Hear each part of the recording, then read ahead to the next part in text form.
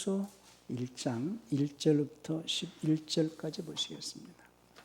고린도 후서 1장 1절부터 11절까지 보십니다.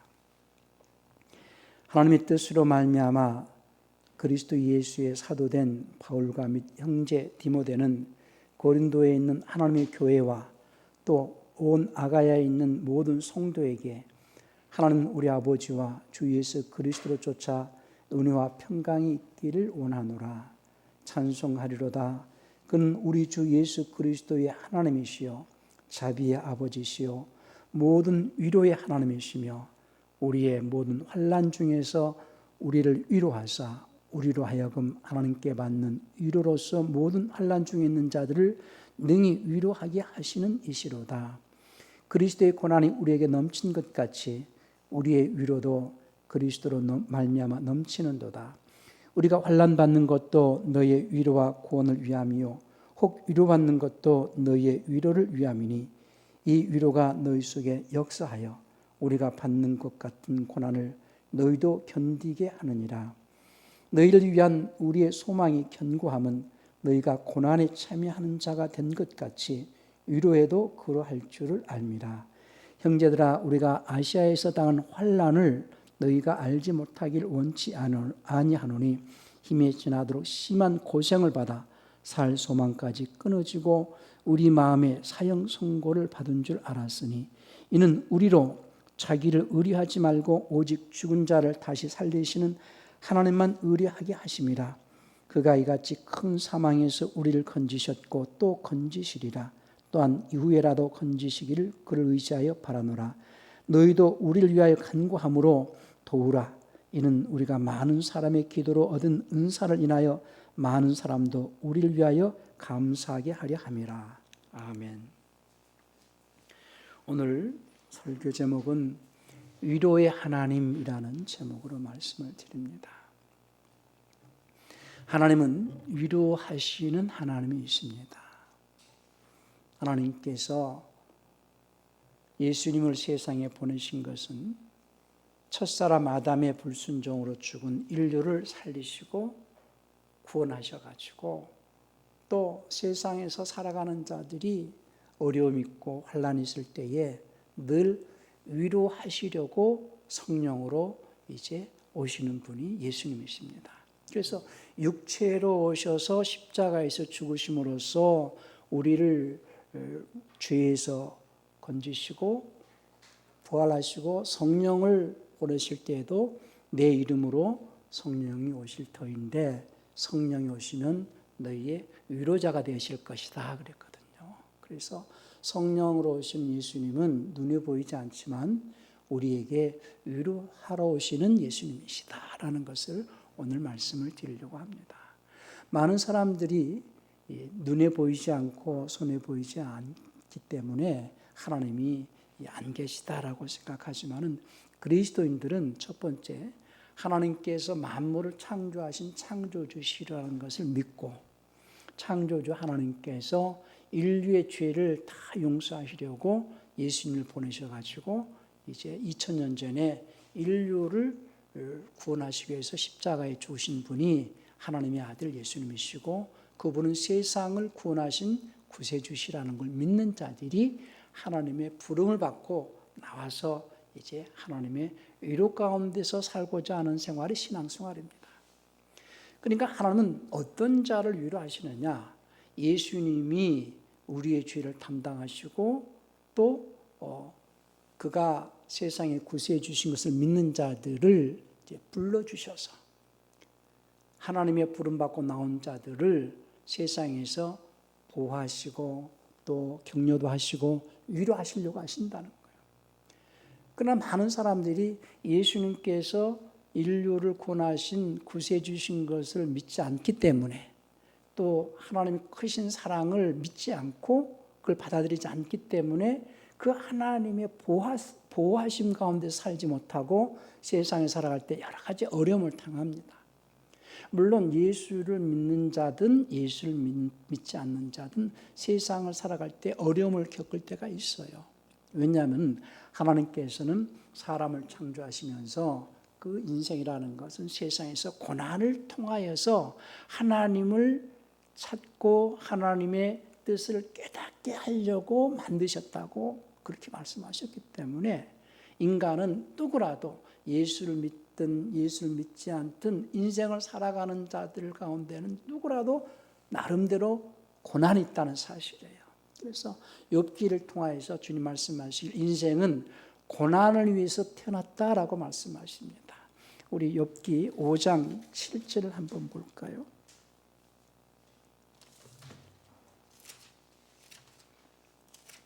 욥기 구약 성경입니다. 욥기 5장 7절은 인생은 고난을 위해서 났나니 불태가 위로 나름 같으니라 이렇게 말씀을 했어요.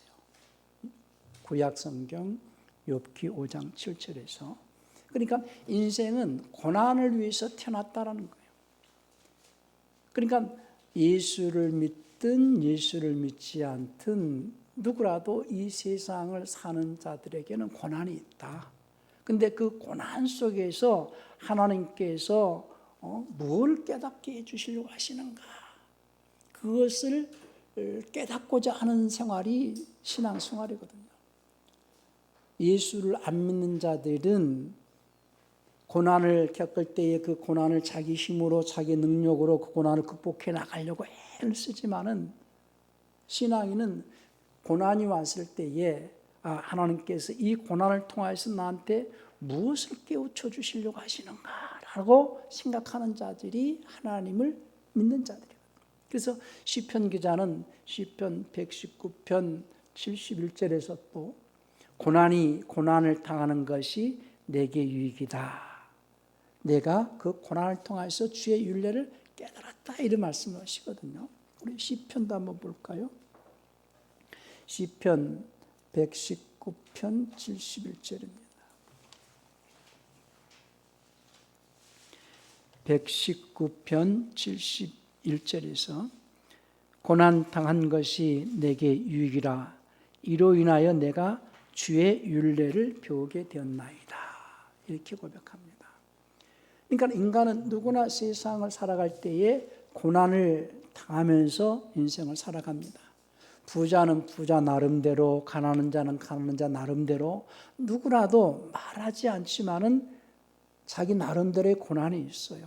근데 그 고난이 고난으로 그치지 않고 그 고난을 통하여서 하나님을 찾게 되고 그 고난을 통하여서 주님의 뜻을 깨닫게 하시려는 것이 하나님의 보이지 않는 하나님의 크신 은혜라는 거죠.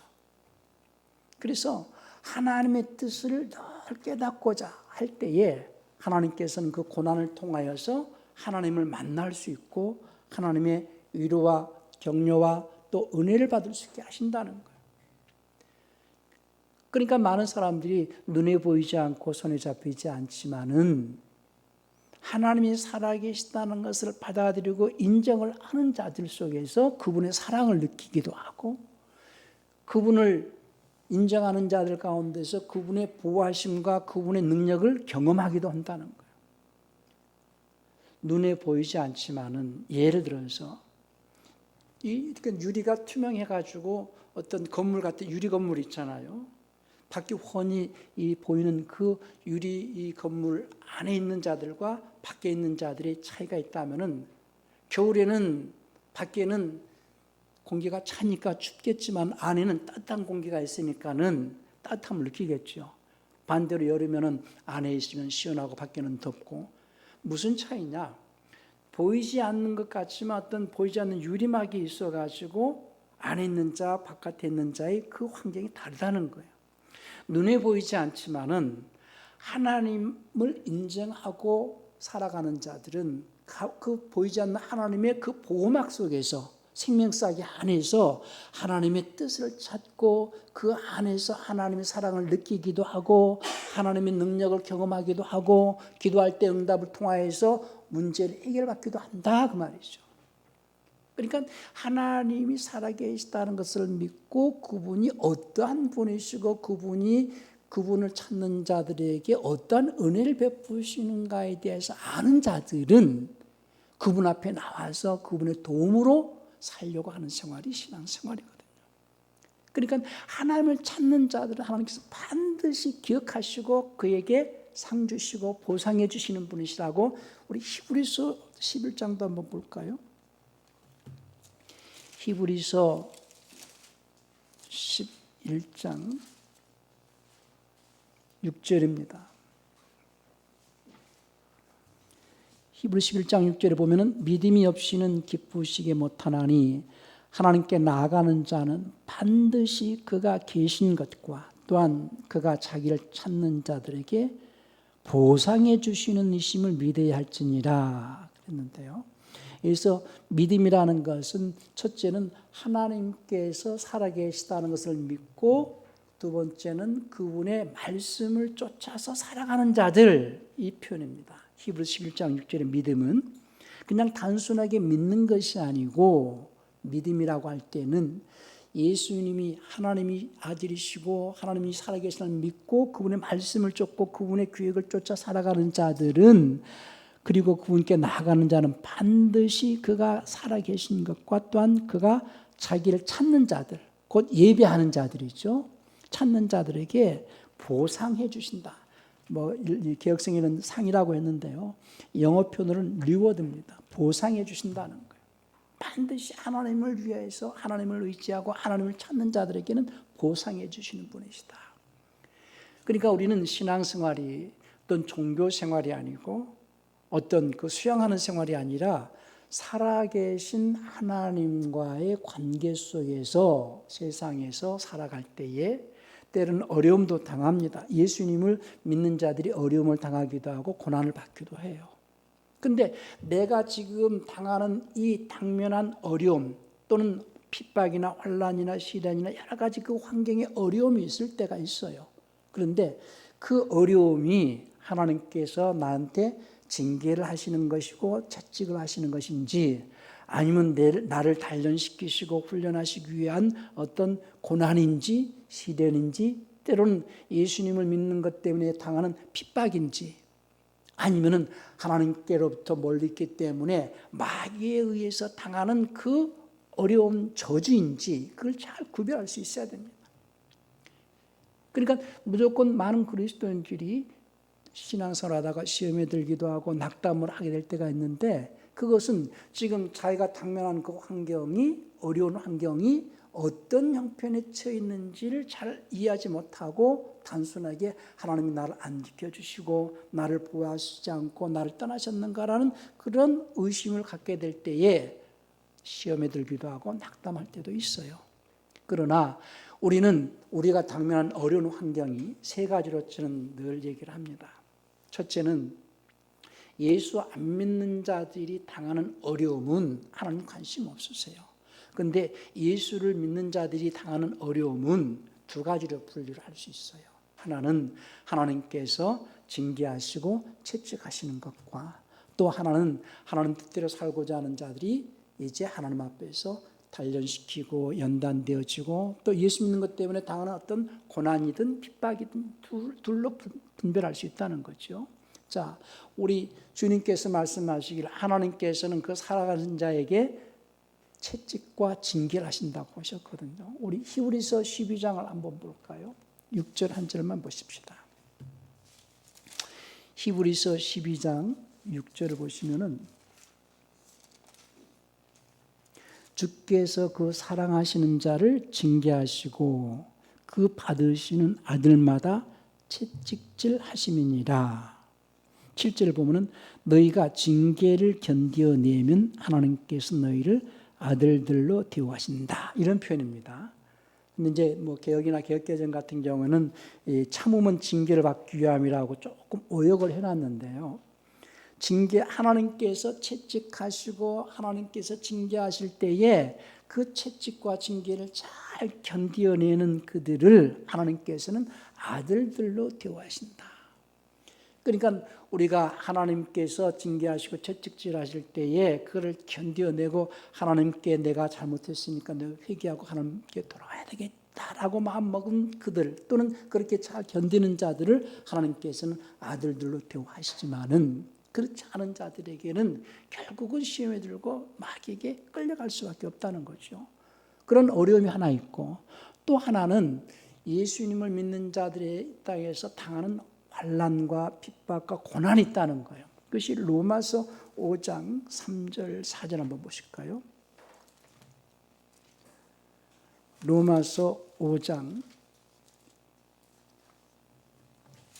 3절 4절 봅시다. 다만 이뿐 아니라 우리가 환난 중에도 즐거워하나니, 그 환난은 예수님을 믿고 믿음을 쫓아가는 자들이 당하는 환난이죠. 2절부터 보면은 또한 그로 말미암아 우리가 믿음으로서 있는 이 은혜에 들어감을 얻었으며 하나님의 영광을 바라고 즐거워하느니라. 그러니까 믿음으로서 있는 은혜 안에 들어가서 하나님의 영광을 바라고 즐거워하는데, 또 그것뿐만 아니라, 그 즐거워할 뿐만 아니라 우리가 환난 중에도 그 믿음의 삶을 사는 자들에게는 환난도 있다는 거죠. 환난 중에도 즐거워하나니, 환난은 인내를, 인내는 여기서는 경험을 이렇게 돼야 됩니다. 환난은 인내가 아니고 인내는 연단 이렇게 되어 있는데요. 영어 표현은 experience예요. 경험을. 그러니까 하나님의 말씀을 쫓아서 살아가는 자들 가운데는 때로는 환난이 온다는 거예요. 그 환난이 올 때 잘 인내를 하면은 그 인내 속에서 하나님께서 인정하셔가지고 하나님의 사랑을 경험하고 능력을 경험하고 은사를 경험하는 경험이 온다는 거예요. 그 경험으로 인하여서 하나님 나를 사랑하시고 하나님은 살아계시고 우리가 이제 하늘의 소망을 가질 수 있구나, 그런 그 소망을 갖게 된다는 거죠. 그래서 인내는 연단을 이 아니라 인내는 경험을 이렇게 표현해 줘야 되는 부분입니다. 그래서 환난 중에도 즐거워하나니 환난은 인내를, 인내는 경험을, 경험은 소망을 이루는 줄 압니다. 그래서 신앙생활은 내가 어려움을 당할 때 이것이 내가 예수님을 잘 믿고 섬기는 자들 가운데서도 어려움을 당할 수 있어요. 그것은 내가 당하는 환난이구나, 내가 당하는 고난이구나, 이렇게 생각해서 잘 견디면은 하나님께서 인정하셔가지고 그분의 능력을 경험하게 하시고 그 어려움을 해결해 주시면서 하나님의 살아계신 것을 체험할 수 있는 체험을 주신다는 거예요. 그러니까 우리가 신앙생활 할 때 항상 평안하고 항상 좋은 일만 있는 건 아니거든요. 때로는 어려움도 겪을 것이고 때로는 환난도 겪을 것인데, 환난이 올 때 내가 감사함으로 인내하면 그분이 나의 모든 길을 또 형통케 해주신 길을 열어주신다. 또 내가 어떤 그 환난과 어려움을 통해서 내 자신을 돌아보고 내가 하나님 앞에 뭔가 죄를 지었거나 잘못한 것이 있거나 내가 하나님 앞에 바로 서지 못하는 부분이 있는가를 돌아보게 해서 하나님 앞에서 바로 서게 해주시려고 하신다는 거. 그렇게 해서 늘 하나님은 하나님의 사람들을 지켜보시고 하나님의 사람들에게 은혜를 베푸시면서 위로하시는 분이시다 하는 것입니다. 우리는 신앙생활을 하나님의 감시받는 생활이 아니고 하나님께 간섭받는 생활이 아니고 늘 하나님의 관심을 끌 수 있는 생활이 되셔야 됩니다. 하나님의 관심 속에서 살아가는 생활이 신앙생활이고, 그러니까 우리가 하나님의 관심 가운데 살아갈 때에 어려움을 당하고 고난을 당할 때마다 주님께서는 내가 너를 안다, 내가 너에게 힘을 주려고, 내가 너에게 위로하려고 내가 너를 이제 새 소망과 함께 능력을 주려고 하니 너는 항상 나를 의지하고 나를 찾아라 하고 부르시는 날이 이제 예배 시간인 주일이라는 거죠. 그래서 우리가 세상에서 살아갈 때에 많은 어려움과 고난을 당하지만은 주일날 하나님께 나와서 하나님의 위로 속에서 살려고 하는 거거든요. 하나님은 위로하시는 하나님이십니다. 그래서 늘 그분의 사랑을 받고 있다는 것을 인정하는 자들, 사랑이라는 것은 늘 자녀들이 자녀들이 원하는 대로 다 해주는 것만이 사랑이 아니거든요. 자녀들이 원하는 것을 다 해줌으로 인하여서 버릇을 잘못 들일 수도 있고, 자녀들이 원하는 것을 다 해줌으로 인하여서 잘못된 어떤 생활관을 갖기도 하기 때문에 때로는 채찍도 하고 징계도 하고 책망도 하면서 양육하듯이, 하나님께서도 우리가 세상을 살아가면서 우리의 생각대로만 살아가는 것이 아니고 하나님 뜻을 쫓아 살아갈 수 있도록 하나님의 뜻을 벗어날 때는 때로는 채찍도 하시고 징계도 하십니다. 우리는 우리의 생각이 다 올바른 것 같지만은 하나님 보시기에는 틀릴 때도 있거든요. 제가 아는 친구가 작년에 아주 친한 친구인데 그 친구가 재작년에 큰아들이 갑자기 죽었어요. 이분들이 장로고 권사님이신데 도무지 하나님 뜻을 이해를 못하겠다는 거죠. 때로는 우리가 세상을 살아갈 때에 하나님의 뜻이 무엇인가 도무지 이해가 안 될 때도 있을 거예요. 그래서 그 권사님이 그 아이가 죽고 화장을 했는데 아직까지 봉안당에 그 유골을 두지 못하고 집에 뒀다가 올 8월에 이제 봉안대로 옮긴다고 그래요. 그러면서 늘 주님이 왜 그러셨을까? 왜 나한테 이런 어려움을 주셨을까? 그래서 제가 목사지만은 뭘 어떻게 위로를 할 수 있겠어요? 그런데 늘 제 마음속에는 그런 생각이 드는 거예요. 그거를 통해서 오히려 자기를 돌아보고 하나님 앞에 바로 설 수 있는 힘을 얻기를 원하죠. 그러니까 우리는 어떤 어려움이나 고난을 당할 때에 그 어려움과 고난을 통하여서 하나님께서 나한테 뭐를 깨우쳐 주시고 뭔가 새롭게 하시려고 하시는가를 한번 생각해 볼 수 있는 필요가 있다는 거죠. 그래서 저도 신앙생활을 하면서 많은 어려움이 있지만은요, 늘 주님의 뜻이 무엇인가를 깨닫기를 원합니다. 그래서 내 뜻이 아니라 주님의 뜻이 이루어지기를 바라고, 내가 기뻐하는 것이 아니라 주님이 기뻐하시는 삶을 살려고 애를 쓸 때에 지금 당장은 내가 이해하지 못하고 깨닫지 못하지만은 시간이 지나면은 주님이 이래서 나한테 이렇게 하셨구나라는 것을 깨달을 때가 있더라고요. 그래서 삶이라는 것은 내 생각대로 사라지는 것이 아니라 하나님께서 지으신 그 목적에 따라 살아갈 때에 하나님이 기뻐하시고 하나님의 뜻이 이루어질 수 있다는 것을 알았어요. 그래서 인간은 누구나 자기 생각대로 살고 자기 뜻대로 살기를 원하지만은 하나님께서는 인간을 창조하실 때부터 하나님의 뜻을 이루기 위해서 창조하신 피조물이라는 것을 우리가 인정을 하셔야 됩니다. 하나님께서 나를 통하여서 이루시고자 하는 뜻이 무엇일까를 늘 생각을 하고, 하나님께서 나에게 원하시는 것이 무엇인가를 늘 깨달으려고 하는 생활이 신앙생활이다. 그런 자들을 주님께서는 험한 세상에서 지켜주시고 위로해 주시고 격려도 해주시고 힘을 주십니다.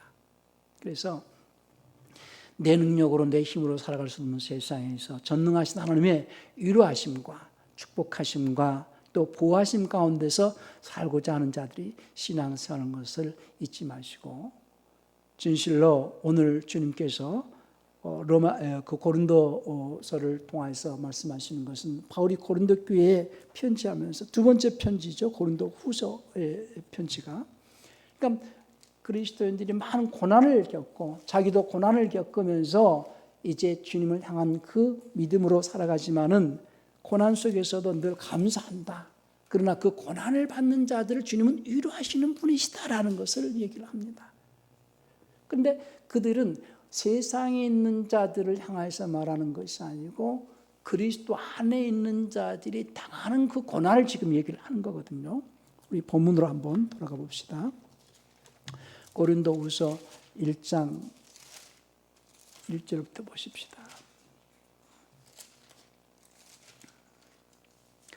하나님의 뜻으로 말미암아 그리스도 예수의 사도된 바울과 및 형제 디모데는 고린도에 있는 하나님의 교회와 또 온 아가야에 있는 모든 성도에게 하나님 우리 아버지와 주 예수 그리스도로 쫓아 은혜와 평강이 있기를 원하노라. 그러니까는 지금 교회에 바울이 지금 무엇부터 시작하냐면 하나님의 은혜와 평강이 있기를 원한다는 거예요. 하나님께서는 우리에게 은혜를 베푸시는 은혜의 하나님이시고 평강을 베푸시고자 하시는 평강의 하나님이십니다. 그러니까 신앙인으로서 세상에 살아갈 때의 최고의 복이 뭐냐? 하나님의 은혜 안에 있는 거예요. 은혜라 함은 내 힘으로, 내 능력으로, 내 노력으로 할 수 없는 부분을 값없이 베풀어 주시는 것을 은혜라고 그래요. 그래서 우리가 하나님의 은혜를 받았다라고 했을 때 첫 번째 크신 은혜는 내 능력으로 마귀로부터 해방할 수 없고 내 능력으로 죄를 해결할 수 없는 부분을 하나님께서는 독생자 예수님을 보내셔가지고 십자가에 죽게 하심으로써 모든 인류의 죄를 다 사면해 주신 크신 은혜를 주셨다라는 거예요.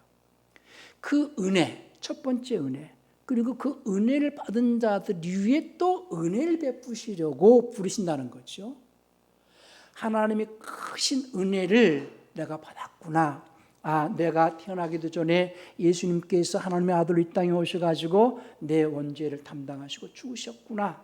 내가 그 하나님의 크신 사랑을 받은 자로구나 라고 받아들이는 자들을 하나님께서는 또 불러주셔가지고 은혜를 베푸시는데 그 은혜는 평강을 주시려는 은혜다 이거죠. 평강을 주시려는. 그래서 예수님께서 십자가에 죽으시고 처음 부활하셔가지고 제자들에게 처음 나타나셔 하신 말씀이 너에게 평강이 있을지어다 그렇게 말씀하셨거든요.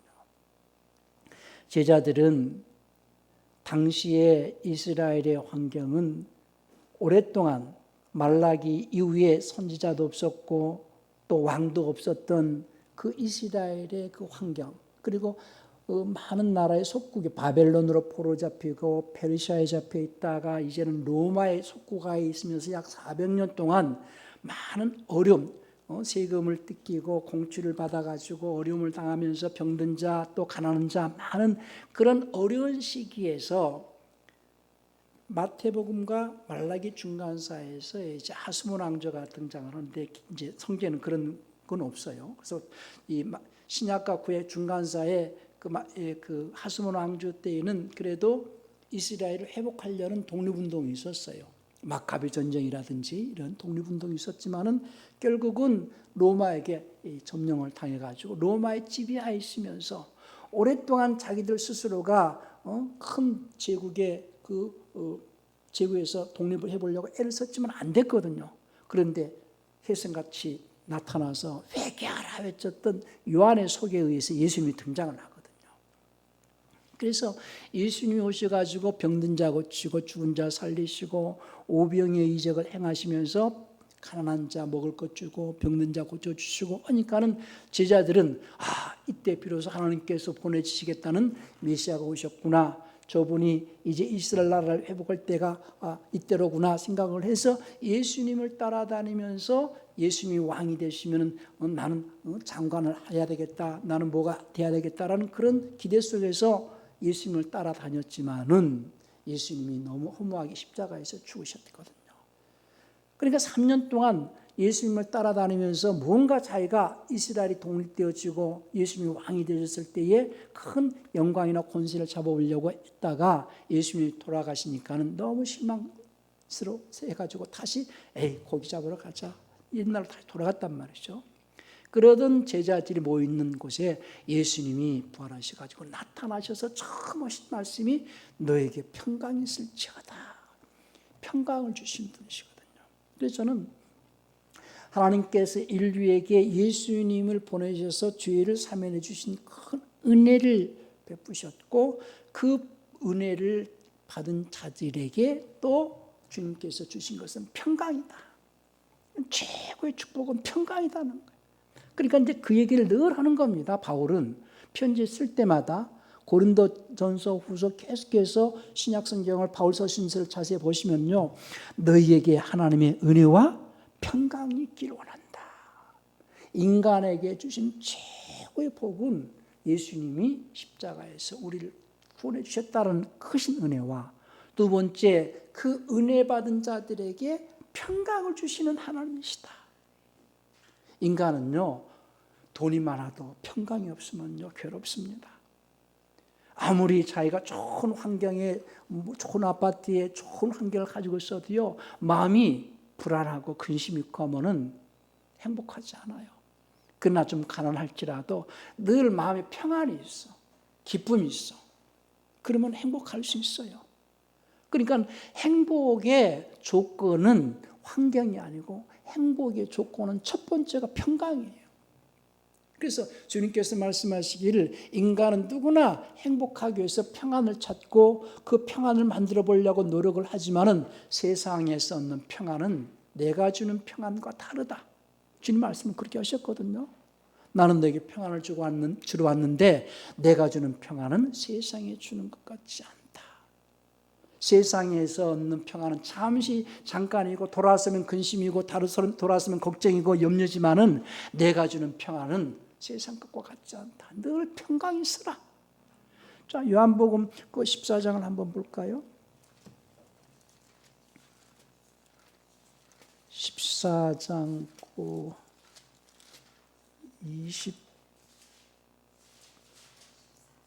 27절입니다.